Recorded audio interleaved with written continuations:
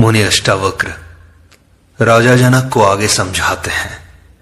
वे कहते हैं, शुद्ध स्फुरण रूपस्य दृश्य भावम अपश्यतः क्व विधि क्व च वैराग्यम क्व त्यागः क्व शमोऽपि वा।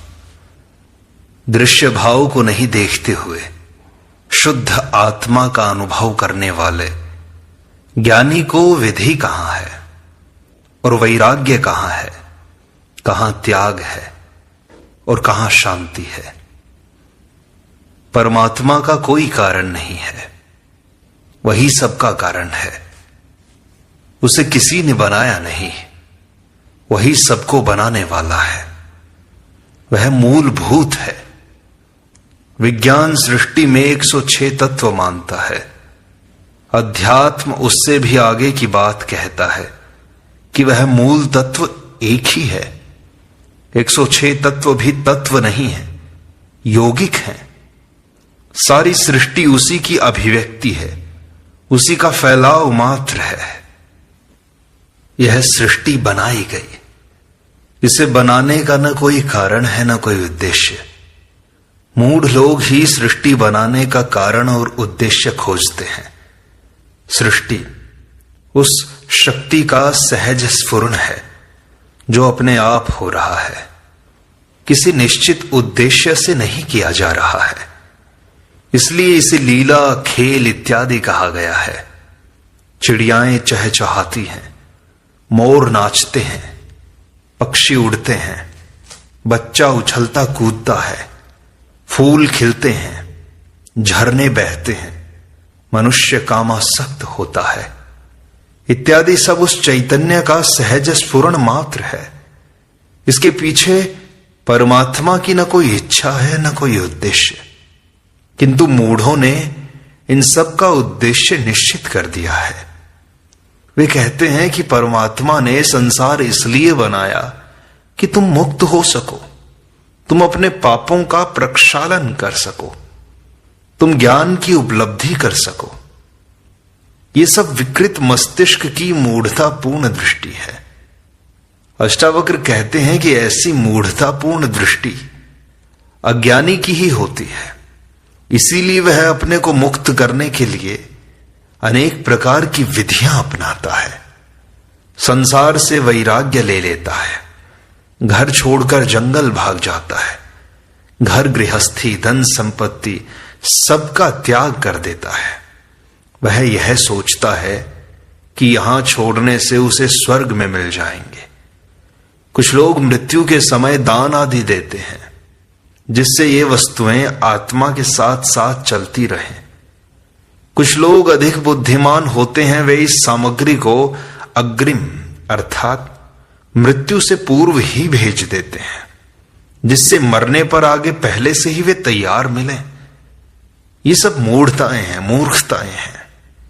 किंतु ज्ञानी इन दृश्य भावों को नहीं देखता है, वह उस शुद्ध स्फुरण रूप आत्मा को ही देखता है, उसी का अनुभव करता है। ऐसे ज्ञानी के लिए न कोई विधि शेष रह जाती है, न उसे वैराग्य की आवश्यकता है न त्याग की। वह परम शांत अवस्था में रहता है, शांति के लिए प्रयत्न भी नहीं करता। अष्टावक्र आगे कहते हैं, स्फुरतो अनंत रूपेण प्रकृतिम च न पश्यतः क्व बंधः क्व च वा मोक्षः क्व हर्षः क्व विषादता। अनंत रूपों में स्फुरित प्रकृति को नहीं देखते हुए ज्ञानी को कहां बंध है और कहां मोक्ष है, कहां हर्ष है, कहां शोक है। यह सृष्टि आत्मा का स्फुरण मात्र है जो अनंत रूपों में स्फुरित हुई है। सृष्टि में जो अनंत रूप दिखाई देते हैं वे सब प्रकृति जन्य हैं, माया रूप हैं। यह स्फुरण शक्ति का प्रदर्शन है।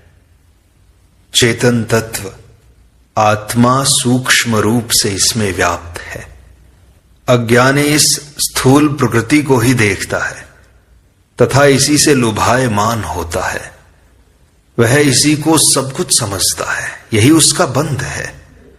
किंतु ज्ञानी इस जड़ प्रकृति को माया रूप समझकर केवल उसके कारण स्वरूप आत्मा में विश्राम करके स्थित रहता है। इसलिए उसके लिए यह प्रकृति बंध नहीं हो सकती। जब बंध ही नहीं तो मोक्ष किसका? अतः ज्ञानी बंध और मोक्ष की कल्पना भी नहीं करता। सारे हर्ष और शोक प्रकृति जन्य है, द्वंद्व के कारण है, स्वयं को मन और शरीर समझने के कारण है। चेतना को उपलब्ध हुए ज्ञानी को न हर्ष है न शोक। यह परमानंद की स्थिति है जिसमें वह स्थित रहता है। अष्टावक्र आगे कहते हैं, बुद्धि पर्यंत संसारे माया मात्रम विवर्तते, निर्ममो निरहंकारो निष्कामः शोभते बुधा। बुद्धि पर्यंत संसार में जहां माया ही माया भासती है, वहां ममता रहित, अहंकार रहित और कामना रहित ज्ञानी ही शोभता है। संसार में क्या है? मोह है, ममता है, राग है, द्वेष है, ईर्ष्या है, घृणा है, प्रेम है, कामना है, तृष्णा है, अहंकार, काम, लोभ है इत्यादि। यही तो सब कुछ है। इसी का नाम है संसार। किंतु यह सब इस प्रकृति जन्य सृष्टि को सत्य मानने के कारण है, जो भ्रम है, माया है। इसी अज्ञान के कारण जीव विभिन्न कष्टों को झेलता है। बुद्धि से भी विचार पैदा होते हैं, यह भी मन को संतुष्ट करने के लिए ही कार्य करती है तथा अच्छे बुरे, सद असद का भेद करती है। यह मन की ही चाटुकार सेवक है। अतः अष्टावक्र कहते हैं कि बुद्धि पर्यंत संसार में माया ही माया है। इसमें सत्य कहीं भी नहीं है। सत्य है केवल आत्मा। जिस ज्ञानी ने आत्मा को जान लिया वह ममता रहित, अहंकार रहित एवं कामना रहित हो जाता है। यह क्षुद्र वासनामय जगत फिर उसे प्रभावित नहीं कर सकता। ऐसा ज्ञानी ही शोभता है। अज्ञानी इस प्रकृति जन्य सृष्टि में क्षुद्र ममता, अहंकार एवं कामना में ही जीता है। इसीलिए ऐसा क्षुद्राशय शोभा नहीं देता। अक्षयम गत संतापम आत्मानं पश्यतो मुनेः, क्व विद्या क्व च वा विश्वम क्व देहोहम ममेति वा। अष्टावक्र कहते हैं, अविनाशी और संताप रहित आत्मा को देखने वाले मुनि को कहां विद्या और कहां विश्व, कहां देह और कहां अहमता ममता है। अज्ञानियों के अनेक मत होते हैं, अनेक विचार, अनेक धारणाएं होती हैं। उनके मत सत्य पर नहीं, दुराग्रह पर आधारित होते हैं। वे सत्य जानना नहीं चाहते, बल्कि जिसे वे मानते हैं उसी को सत्य सिद्ध करना चाहते हैं। इसी से फैलती है सांप्रदायिकता, विरोध, वैमनस्य, हिंसा, घृणा इत्यादि। किंतु ज्ञानी सत्य को जानता है, वह दुराग्रही नहीं होता। इसीलिए सभी ज्ञानी एक ही मत के होते हैं। ऐसे ज्ञानी कहते हैं कि परमात्मा तुमसे भिन्न नहीं है। वह कहीं आकाश में बैठा शासन नहीं कर रहा है। न वह स्वर्ग में है, न मंदिर में, न मस्जिद में, न गिरजाघर में। वह बाहर भी नहीं जो ढूंढने से मिल जाए। वह कोई पदार्थ भी नहीं है कि आंखों से देख लो। ऐसी समस्त धारणाएं बचकानी हैं, मूर्खतापूर्ण हैं। जिसे आत्मज्ञान नहीं हुआ, जो मानसिक धरातल से ऊपर नहीं उठे, वे ही ऐसे परमात्मा की बातें कहते हैं। किंतु जिसे आत्मानुभूति हुई है, वे कहते हैं कि यह परमात्मा ऊर्जा का सागर है। समस्त सृष्टि इसी ऊर्जा की अभिव्यक्ति मात्र है। सब इसी ऊर्जा का खेल है। शरीरस्थ आत्मा वही ऊर्जा है जिसे परमात्मा कहा जाता है। इससे भिन्न कोई परमात्मा नहीं है। जिस ज्ञानी ने इस अविनाशी संताप रहित आत्मा को जान लिया, उसने सब कुछ जान लिया, सब कुछ पा लिया। उसके लिए फिर विद्या तथा अविद्या, ज्ञान तथा संसार, देह तथा अहमता ममता, इत्यादि के लिए कोई स्थान नहीं है। ये सब अज्ञान जनित हैं, जो अज्ञानी को ही प्रभावित करते हैं। ज्ञानी केवल आत्मा को जानने वाला होता है, जिससे अज्ञान जनित ये सारी भ्रांतियां मिट जाती हैं। अष्टावक्र आगे कहते हैं, निरोधादीनि कर्माणि जहाति जड़ धीर यदि मनोरथान प्रलापांश्च कर्तुमाप्नोति तत्क्षणात्। यदि जड़ बुद्धि मनुष्य निरोध आदि कर्मों को छोड़ता भी है तो वह तत्क्षण मनोरथों और प्रलापों को पूरा करने में प्रवृत्त हो जाता है। मनुष्य के समस्त कर्म, व्यवहार एवं आचरण चित्त की वृत्तियों का प्रक्षेपण मात्र है। जैसी चित्त की वृत्तियां होंगी, जैसा उसका मन होगा, वैसे ही उसके कर्म एवं आचरण होंगे। आचरण एवं कर्म बदलने से मन नहीं बदलता। पतंजलि कहते हैं कि चित्त की वृत्तियों का निरोध ही योग है, किंतु अष्टावक्र कहते हैं कि इस निरोध के लिए जो कर्म किए जाते हैं उनसे चित्त का निरोध नहीं होता, बल्कि वे कर्म भी चित्त की चंचलता को और बढ़ा देते हैं। क्योंकि प्रयत्नों से किए गए निरोध आदि कर्मों के पीछे वासनाएं, अपेक्षाएं, कामनाएं आदि जुड़ी रहती हैं। फिर निरोध कैसे होगा? इसलिए चित्त के निरोध के लिए किए गए सभी कर्मों एवं आचरणों का त्याग करना चाहिए। कर्म मात्र वासना से प्रेरित होते हैं, इसलिए ये भी बंधन बन जाते हैं, जिससे ज्ञान नहीं हो सकता। अष्टावक्र का सारा उपदेश यही है कि जो कुछ प्राप्त होगा वह बोध से ही होगा, कर्म से नहीं। क्योंकि कर्म से अहंकार, वासना, फलाकांक्षा होगी, जिससे चित्त का निरोध नहीं हो सकता।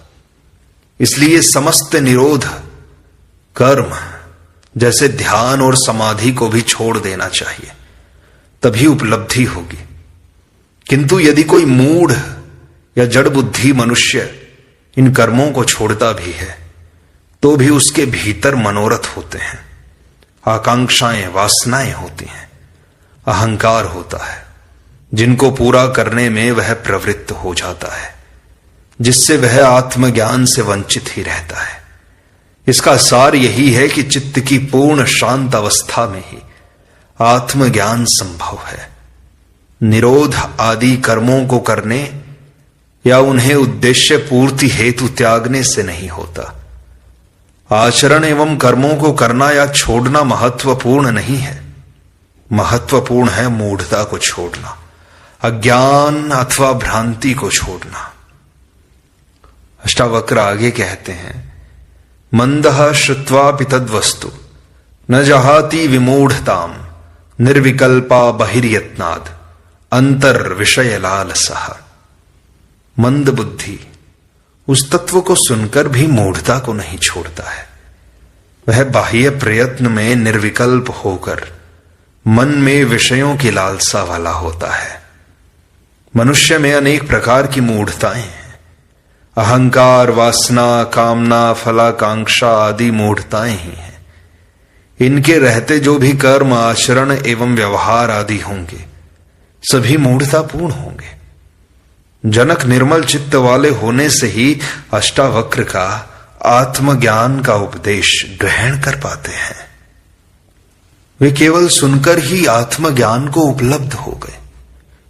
किंतु जो मंद बुद्धि वाले हैं वे ऐसा तत्वज्ञान सुनकर भी भीतर अहंकार, कामना, वासना, इच्छाएं आदि को नहीं छोड़ते, जिससे वे आत्मज्ञान से वंचित ही रहते हैं। ऐसा मूढ़ बाह्य प्रयत्नों में निर्विकल्प चाहे हो जाए, चाहे वह ज्ञानी की भांति सारे कर्म करने लग जाए, वासना, अहंकार, कामना आदि को त्यागने के सारे नाटक कर ले, तो भी वह मन में विषयों की लालसा वाला ही होता है, क्योंकि मंद बुद्धि है। मंद बुद्धि वाले आचरण को ग्रहण और त्याग से ही समझ सकते हैं, भीतर के मूढ़ तत्व को वे नहीं समझ सकते, इसलिए वे कभी उपलब्ध नहीं हो सकते।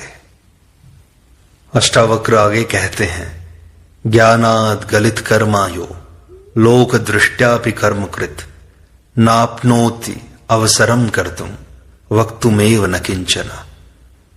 ज्ञान से नष्ट हुआ है कर्म जिसका, ऐसा ज्ञानी लोक दृष्टि में कर्म करने वाला भी है, लेकिन वह न कुछ करने का अवसर पाता है न कहने का ही। कर्म तो ज्ञानी भी करता है तथा अज्ञानी भी, किंतु दोनों के कर्मों में बाह्य अंतर न होते हुए भी भीतर बड़ा अंतर होता है। ज्ञानी के कर्म स्वभाव से होते हैं, लोक हितार्थ होते हैं, आवश्यक एवं नैमित्तिक कर्म होते हैं। वह कर्म को ईश्वर इच्छा समझकर करता है, उनके पीछे कोई वासना, फलाकांक्षा, अहंकार आदि नहीं होते, जबकि अज्ञानी के कर्मों के पीछे फल प्राप्ति की इच्छा रहती है, अहंकार रहता है। अज्ञानी यदि लोक हितार्थ कर्म करता भी है तो उसके पीछे सम्मान प्राप्ति, यश प्राप्ति, स्वर्ग प्राप्ति आदि की इच्छा रहती ही है। अज्ञानी ऐसे कर्मों का अवसर ढूंढता रहता है कि कहीं उसे सेवा करने का अवसर मिल जाए तो उसके लिए स्वर्ग के द्वार खुल जाए। उसको लोकहित सेवा, समाज सेवा, दान, पुण्य, धर्म आदि में दूसरों की चिंता नहीं है। चिंता मात्र स्वयं की स्वर्ग प्राप्ति की है, जिसके लिए वह अवसर ढूंढता रहता है। किंतु अष्टावक्र कहते हैं कि ज्ञान से कर्म नष्ट हो जाते हैं, फिर ज्ञानी को कर्म करने की आवश्यकता ही नहीं होती। किंतु ऐसा ज्ञानी भी लोक दृष्टि से कर्म करता है जो लोक हित में है, जिन्हें करना आवश्यक है वह कर लेता है। वह स्वर्ग प्राप्ति की दृष्टि से या फलाकांक्षा से कोई कर्म नहीं करता, न ऐसे कर्मों को ढूंढता ही है जिसका फल मिले, न वह ऐसा ही कहता है कि मैंने ऐसा किया है, क्योंकि उसमें अहंकार नहीं होता। यही कर्म की कुशलता है जिसे केवल ज्ञानी ही उपलब्ध होता है। अष्टावक्र आगे कहते हैं, क्व तमः क्व प्रकाशो वा हानम क्वच न किंचन निर्विकारस्य धीरस्य निरातंकस्य सर्वदा। सर्वदा निर्भय और निराकार धीर पुरुष, उसको कहां अंधकार, कहां प्रकाश, कहां त्याग, कहीं कुछ भी तो नहीं है। चित्त में वृत्तियां हैं, वासनाएं हैं, कामनाएं हैं। अनेक जन्मों में जो कुछ मिला है उस ही का संग्रहित नाम चित्त है। बुद्धि इनका सद तथा असद में विभाजन करती है। सुख दुख, लाभ हानि, प्रेम घृणा, हिंसा अहिंसा, प्रकाश अंधकार, त्याग ग्रहण आदि का विभाजन करती है। किंतु अस्तित्व में भिन्न कुछ भी नहीं है, वहां सब कुछ संयुक्त है। एक ही सिक्के के दो पक्ष की भांति है, जहां या तो दोनों रहेंगे या दोनों हटेंगे। एक को हटाने और दूसरे को बचाने का कोई उपाय नहीं है। यदि मृत्यु को हटा दिया जाए तो जन्म भी नहीं होगा। यदि बेईमानी हटा दी जाए तो ईमानदारी भी नहीं रहेगी। यदि घृणा हटा दी जाए तो प्रेम भी समाप्त हो जाएगा। यदि पापी नहीं होंगे तो ये मंदिर, मस्जिद, गुरुद्वारे भी नहीं होंगे। यदि बीमारी नहीं होगी तो स्वास्थ्य भी नहीं होगा। यदि असाधु नहीं होंगे तो इन साधुओं को भी विदाई देनी पड़ेगी। ये सब संयुक्त हैं, एक दूसरे पर आश्रित हैं। एक को हटाकर दूसरे को बचाया ही नहीं जा सकता है। यदि रावण को हटा दिया जाए तो राम की कहानी बनती नहीं। किंतु नैतिक व्यक्ति दोनों में भेद करता है। वह बुरे को हटाकर अच्छे को लाना चाहता है, वह अंधकार को हटाकर प्रकाश को लाना चाहता है। इसके विपरीत धार्मिक व्यक्ति सब कुछ ईश्वरीय समझकर दोनों को स्वीकार कर लेता है, जबकि ज्ञानी उस एक आत्मा को जानकर सर्वदा निर्भय और निर्विकार हो जाता है। उसकी यह भेद दृष्टि ही समाप्त हो जाती है। वह प्रकाश, अंधकार, ग्रहण, त्याग आदि में कोई भेद ही नहीं समझता। स्वभाव से जो होता है वह कर लेता है एवं सर्वदा परमानंद स्वरूप आत्मा में ही स्थित रहता है।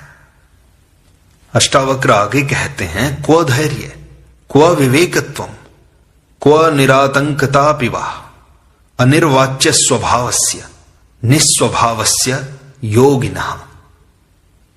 अनिर्वचनीय स्वभाव वाले, स्वभाव रहित योगी को कहां धीरता है, कहां विवेकिता अथवा कहां निर्भयता है। जहां भय है वहीं निर्भयता होती है, जहां मूढ़ता है वहीं विवेकता पैदा होती है, जहां व्याकुलता है वहीं धैर्य की बात सोची जाती है। किंतु योगी जिसने उस परम रस को जान लिया, सदा उसी में निमग्न रहता है, उसका स्वभाव अनिर्वचनीय हो जाता है, सभी द्वंद्वों से पार एक रस हो जाता है, उसका वर्णन नहीं किया जा सकता। वह न सिद्धांतों में जीता है, न किसी मान्यताओं और परंपराओं में, ना ही वह रूढ़ियों में जीता है, न आदतों में। उसके लिए यह कहना ही कठिन हो जाता है कि वह किस स्वभाव वाला है, क्योंकि वह स्वभाव से रहित होता है। वह अपना कोई स्वभाव, कोई आदत बनाता ही नहीं, वह आत्मा के स्वभाव के अनुकूल चलता है, जिसे संसारी नहीं जान सकते। अज्ञानी ही नियम, संयम, मर्यादा, अनुशासन, सिद्धांत, कर्तव्य, विवेक आदि में बंध कर जीता है। ज्ञानी पूर्ण स्वतंत्रता का उपयोग करता है, वह इन क्षुद्र बंधनों से सदा मुक्त रहकर व्यवहार करता है, जिसे पहचानना कठिन होता है। इस प्रकार अष्टावक्र गीता की सरल व्याख्या का यह भाग यहीं संपूर्णता को प्राप्त होता है। शेष अगले अंक में।